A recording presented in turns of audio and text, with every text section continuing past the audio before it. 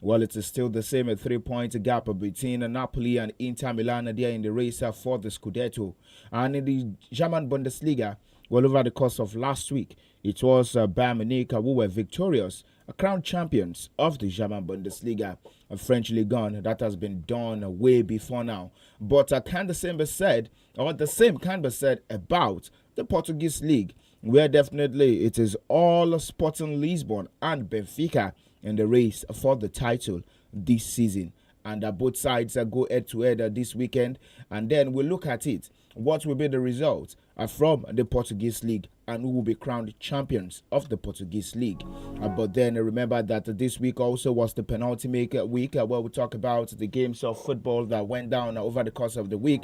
I'm talking about the UEFA Champions League, the UEFA Europa League, and also the Conference League. Well, talking about those games, it was that the deciding factor of teams that would get into the finals of these UEFA club competitions. And then I will tell you that the stage is set already. We have our finalists in the UEFA Champions League, the UEFA Europa League, as well as the Europa Conference League. Well, cover your eyes and shame Arsenal fans. Manchester United, Tottenham Hotspur, they're in the finals of the UEFA Europa League, same as Chelsea Football Club in the finals of the Europa Conference League. But can the same be said about Arsenal Football Club? No, you can't say that about the Gunners. But then we'll talk about the basketball stories as well, where Steph Curry, well, in the early hours of today, he missed his first playoffs game since the year 2018. And definitely that came in at the expense of his team's victory. The Minnesota Timberwolves were victorious in that game over the GSWs in the early hours of today. But we'll take a listen to the words of Steph Curry, who definitely will be aiming to be back in Game 5 or Game 6. So once again, I welcome you all on board to the program. That's Scoreboard Reloaded, Scoreboard in 15 rather, right on 32 FM 94.9. Well, before we go further, I think we just need to start straight from the world of basketball. We'll take a listen to the words of Steph Curry first, before taking the story from the game that went down in the early hours of today. The words of the American man, Steph Curry. From all that I'm learning about how quickly you can get back, there has to be a healing process that is just the way the body works. You can't accelerate it more than what it's telling you. So it'll be one of those, after a week, like really reevaluating every day to kind of understand when it's safe just to even think about playing, let alone like how much can you push it. You're starting to feel really, really good about where we were at, and then you kind of get a gut punch like that. I'll do everything in my power to get back as soon as possible.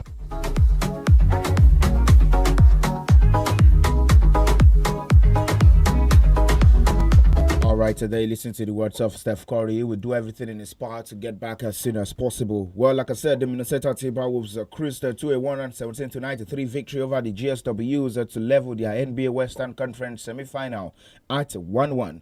While Julius Randle scored 24 points and provided 11 assists in Minneapolis, while Anthony Edwards added 20 points and 9 rebounds after Nickeil Alexander-Walker scored 20 points from the bench. And Edwards said that the Timberwolves watched the footage of the game, one to help them prepare for the second match in the best of 7 series. Well, for then, you know that it was Steph Curry who watched from the bench after his injury left his hamstring that was in Game 1. And the Warriors point guard is expected to miss at least a week out of action.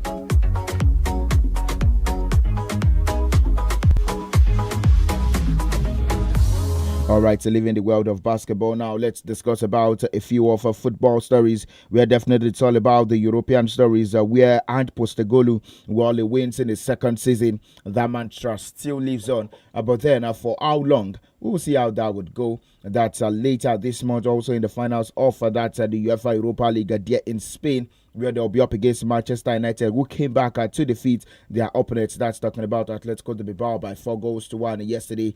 Mason Mount scored a bracer for himself in that game. And then you talk about Rasmus Højlund also getting on target in that encounter. But then for Chelsea Football Club, it was all victory for them also. But then in the other game where myself and Peter were discussing yesterday, saying that game definitely it is not decided yet. Yes, but you could tell that in the course of 90 minutes, It was that's a reversed result from what we saw in the first leg, where Fiorentina defeated Real Betis, or they scored Real Betis 2-1 in the course of 90 minutes. But during an extra time, it was Real Betis who pulled one back to definitely qualify for 4-3 on an aggregate scoreline. So that means that Chelsea will be up against the Real Betis of Spain in the finals of the UEFA Europa Conference League. But we join our partners now, the BBC, to take a listen to what they have for us on that front. That's the BBC Premier League update as regards the games that went down yesterday and probably what we might expect later tonight. The BBC Premier League update.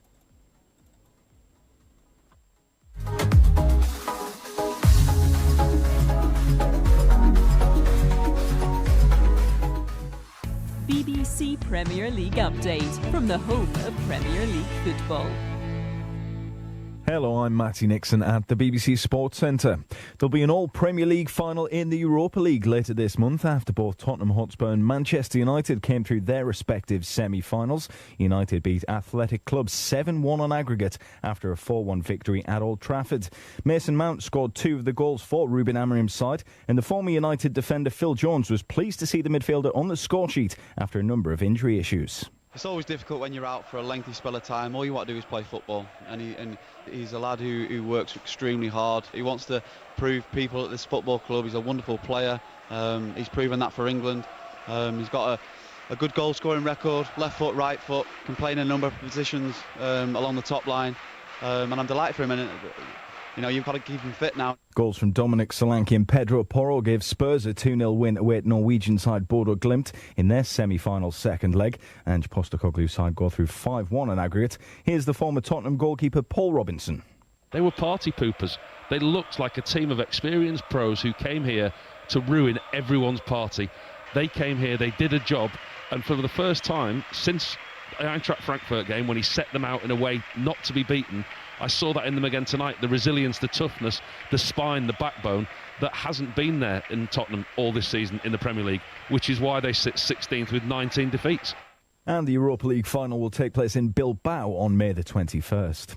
And Chelsea are through to the Europa Conference League final after a 5-1 aggregate victory over Djurgården in the semi-finals. A 1-0 win on the night at Stamford Bridge was enough for Enzo Maresca's side to book their place in the final against Real Betis in the Polish city of Wrocław on May the 28th.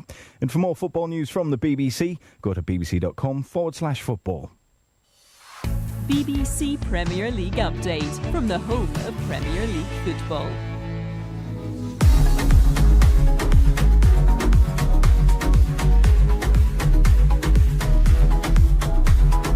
All right, today listened to a bit from English football there. But before we leave English football proper now, well, Sheffield United also in a race to get back into the top flight. They are within touching distance of a place in the Championship playoffs final after powering a 2-3-0 victory over 10-man Bristol City. That was yesterday.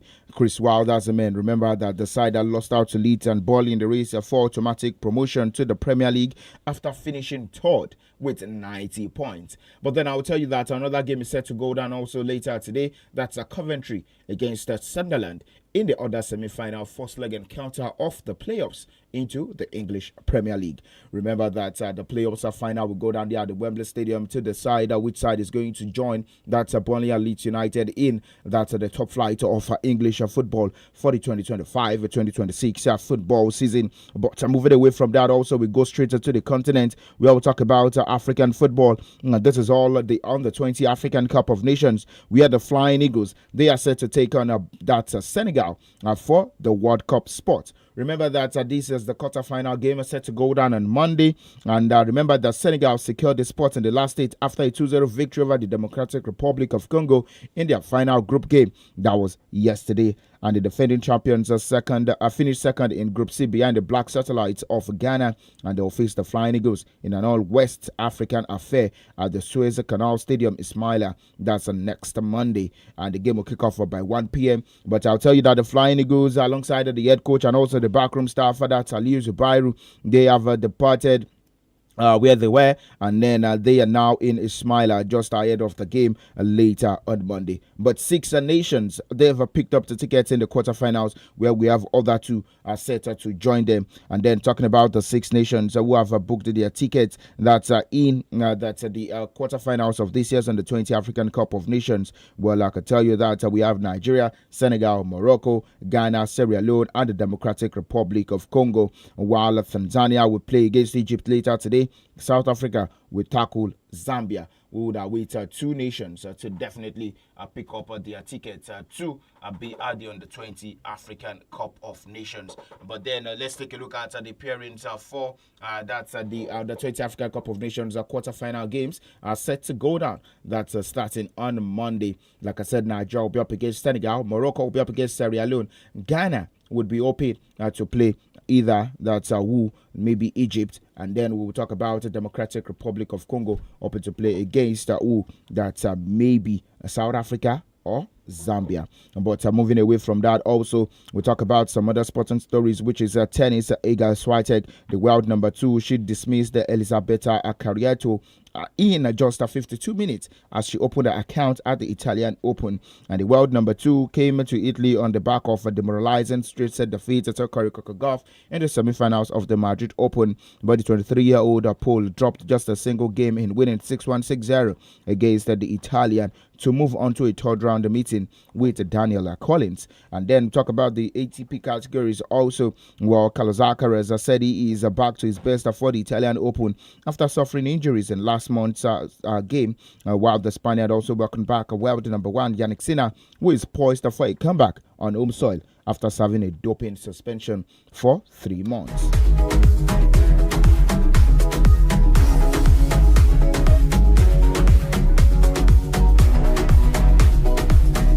Alright, so this is how far we can go on today's edition of the show. We will come later in the afternoon by 3:30. That's on Scoreboard Reloaded to reload all the sporting stories. And then look into the weekend. Title race proper between Real Madrid and FC Barcelona, Sporting Lisbon and Benfica. And then we'll talk about the race also in Italy. That 3 points that Napoli has the advantage over Inter Milan. Will it be cut short this weekend? Will they go level on par this weekend once again? Thanks so much to everyone who has joined me on today's edition of the program. Coming up on the hour mark is Baba Vendor. I am SAMIES.